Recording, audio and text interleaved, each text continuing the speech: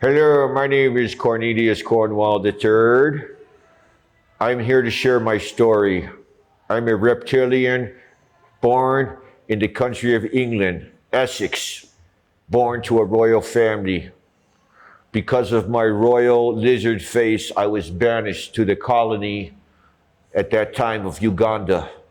Now, I've woke up from my slumber. I've been slumbering since 1961.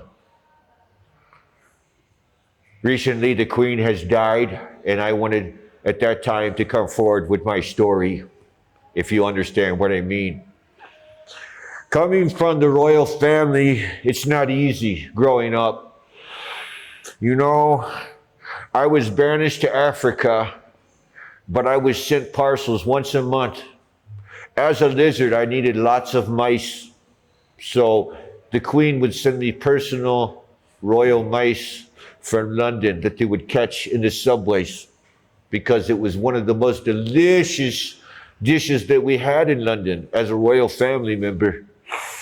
I miss those days. But you know, I have to tell my story because of the deception that the royal family is placing on the world.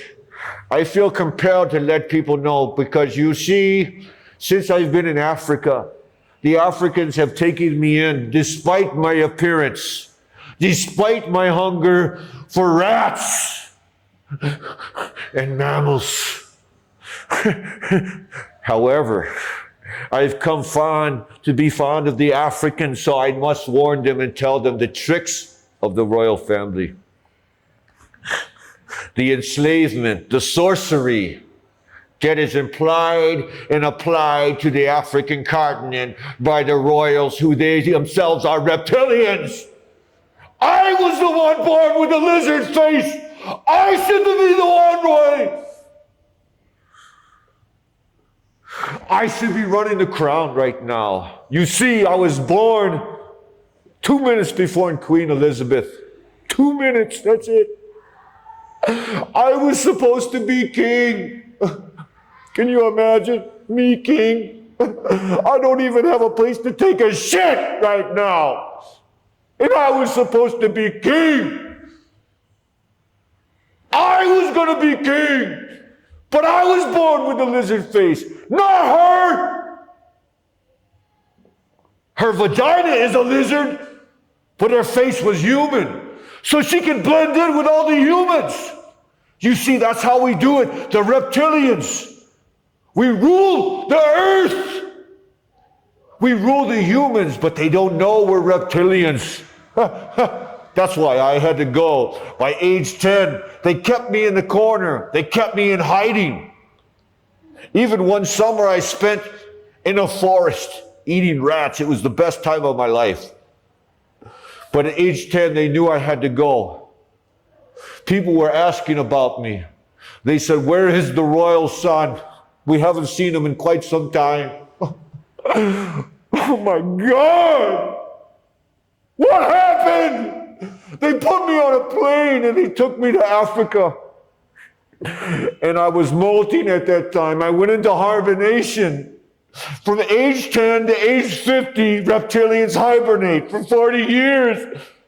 I didn't know what was going on. I woke up. Uganda was free with a new president. And the royals don't mean shit anymore in this country. That's okay, because they took me in. The Ugandan people, despite the royal family ruling over them for years and decades, my people, my family, they choked their grandparents. They took their land. They killed their cows if they were hungry. The redcoats could do no wrong. House to house, illegal searches, pulling people out, executions right in the street in front of their families. Yes, my family knew how to rule with iron fists. But something happened in the 1960s. All of Africa was on fire. They all wanted to be free. And that meant me and my royal family were losing our wealth, our position in Africa. I went from a royal family member to a peasant overnight. 1962. It was the greatest day for Uganda, but it was the worst day for the royals. Even to this day, if you go to London, you can't bring up Africa independence. No. Walking through the parlors to the palace, if you bring up Africa independence, you will be flogged, you will be beaten, and sometimes you will disappear. So people learned a long time ago, don't question the queen. She's a hoe, and she's a stinky hoe, and I know that for a fact. Let me tell you something.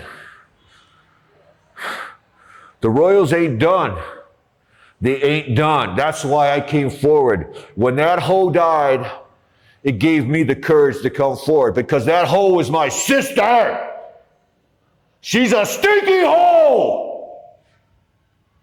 And she was my sister. She didn't give two shits about me. I wrote her letters. I sent her telegrams. I even paid one Indian guy on a motorbike to fly to India and then go from India directly to London. I gave him the proper paperwork. I gave him the proper connections. When he got there, the queen took him, they put him in a dungeon, and they executed him. Why? Because he knew too much. No one's supposed to know that I even exist. And I killed that man. What am I going to do about that family in India? Delhi's got one less son because of me. Because I sent him to his death. Because I thought my sister would help me out. But no, she killed him. And he was my friend. And I don't even have any money to help that family. They gather bottles for a living. Plastic bottles. Even the grandmother is in the dump every day, grabbing these bottles so they could get enough for food that day. And I killed their son because I sent him to that fucking hole. Yeah, I'll say it again. I sent him to that fucking hole. Now she's dead. And I can come forward. I should be king! Not her! Not her. I would have been a good king. I would have helped Africa. I would have gave them independence a long time ago, before 1962. Even today, my royal family members are taking oil and gold and diamonds and humans from this continent. What the fuck? It's 2025, and they're taking human lungs and hearts and organs from perfectly healthy Africans so these stinky hoes in Europe can live another 20 years past their prime because they're stinky hoes. And they wore themselves out with indulgences, with luxuries beyond imagination. Wealth that you can never imagine. But yet they still were not happy. They needed more. They needed souls. They weren't happy until they had souls. And now they do it. They take in the lungs and the hearts and the livers of poor, innocent African immigrants. It's a whole system of underground debauchery. And yes, the UN knows about it. The fucking UN. Fuck you! You fucking UN. Fuck you! WHO. I know about you because I was part of you. I was part of the system. I was a part of your demon-infested lives. But now I'm clean by the blood of the Lamb. And I'm free